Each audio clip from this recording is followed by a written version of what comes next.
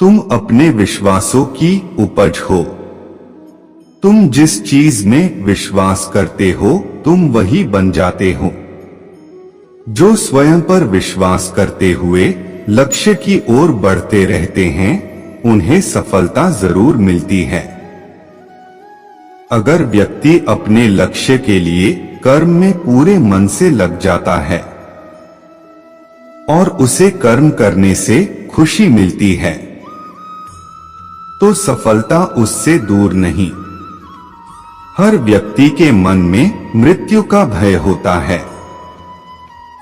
इस संसार का जब से निर्माण हुआ है तब से जन्म मृत्यु का चक्र चलता आ रहा है।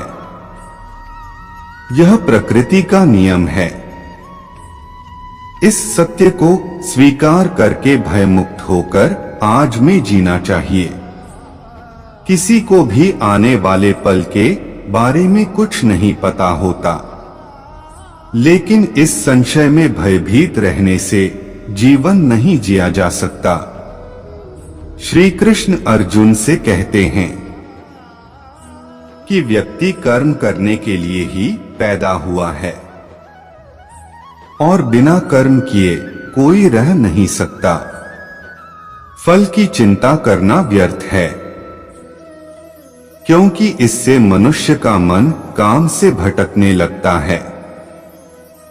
किसी कर्म से सफलता नहीं मिलती तो क्या हुआ, असफलता भी ज्ञान के द्वार खोलती है। अगर बिना फल की चिंता किए कर्म करते रहोगे तो सफलता और मन की शांति जीवन भर तुम्हारा साथ नहीं छोड़ेगी। जो कर्मफल से विरक्त होकर कर्म करता जाता है उसका आध्यात्मिक ज्ञान बढ़ता जाता है। जो व्यक्ति हमेशा स्वार्थ से प्रेरित होकर फल की चिंता करते हुए कर्म करते हैं और सिर्फ फल ही उन्हें कर्म करने को प्रेरित करता है, ऐसे लोग दुखी और बेचैन रहते हैं, क्योंकि उनका दिमाग हमेशा इसी उलझन में फंसा रहता है कि उन्हें क्या फल मिलेगा। स्वार्थी व्यक्ति सुखी नहीं रह पाता और ऐसे व्यक्ति से कोई भी संबंध नहीं बनाना चाहता। इसलिए स्वार्थ से ऊपर उठें और दूसरों का हित भी सोचें। क्रोध या गुस्सा करना व्यक्ति के दिमाग में उथल-पुथल पैदा कर देता है।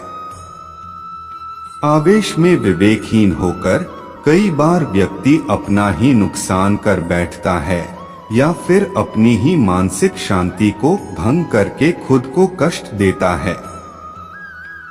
क्रोध की अग्नि में बुद्धि और तर्क नष्ट हो जाते हैं और व्यक्ति बिना विचार किए बस अपने अहम की तुष्टि करने वाले काम करता है। गुस्सा व्यक्ति की विचार शक्ति को पंगु बना देता है और भ्रम पैदा करता है। मन का स्वभाव है कि ये आसानी से भटक जाता है। अगर जीवन को सफलता की दिशा में ले जाना है तो मन को काबू करना बहुत जरूरी है। श्री कृष्ण कहते हैं कि बार बार प्रयास करने से धीरे धीरे चंचल मन को वश में किया जा सकता है। मन को वश में करने से दिमाग की शक्ति केंद्रित होती है, जिससे कार्यों में सफलता मिलने लगती है। अगर मन को वश में नहीं करोगे तो ये आपका सबसे बड़ा शत्रु बन जाता है। इस संसार में ईश्वर कई रूपों में जाना जाता है। इनमें से कोई भी रूप बड़ा छोटा नहीं है। परमात्मा का हर रूप समान है। जैसे हर नदी अंत में सागर में जाकर मिलती है, वैसे ही हर धर्म, मत और संप्रदाय की धाराएं परमात्मा रूपी समुद्र में समा जाती हैं। यह संसार परमपिता का ही स्वरूप है, वो हर कण में विद्यमान है। भगवान श्री कृष्ण उपदेश देते हैं कि हर व्यक्ति को अपने कर्तव्य का पालन करना चाहिए। यही धर्म है। अगर अपने कर्तव्य का पालन नहीं किया जाता है तो मन में अशांति और दुख प्राप्त होता है। अपनी पसंद नापसंद मोह बैर को किनारे रखकर अपना कर्तव्य करो। किसी अन्य व्यक्ति का कर्म आपको कितना भी आकर्षित करे, उसके प्रलोभन में न आए। कष्ट में रहते हुए भी अपना कर्म करना दूसरे की नकल करने से श्रेष्ठ है। श्री कृष्ण कहते हैं कि शारीरिक कर्म से ज्ञान का मार्ग उच्च है और ज्ञान मार्ग से भी ऊपर ध्यान मार्ग है। ध्यान मार्ग पर बढ़ने से ईश्वर को अनुभव किया जा सकता है। जो व्यक्ति मन और इंद्रियों को शांत करके पूर्ण विश्वास से अपना ध्यान भगवान में लगाता है, उसे ईश्वर का ज्ञान और अस्तित्व अवश्य अनुभव होता है। जो हर जगह हर जीवमनुष्य में ईश्वर को देखता है, सबके हित में लगा रहता है, उस पर परमपिता अवश्य कृपा करते हैं।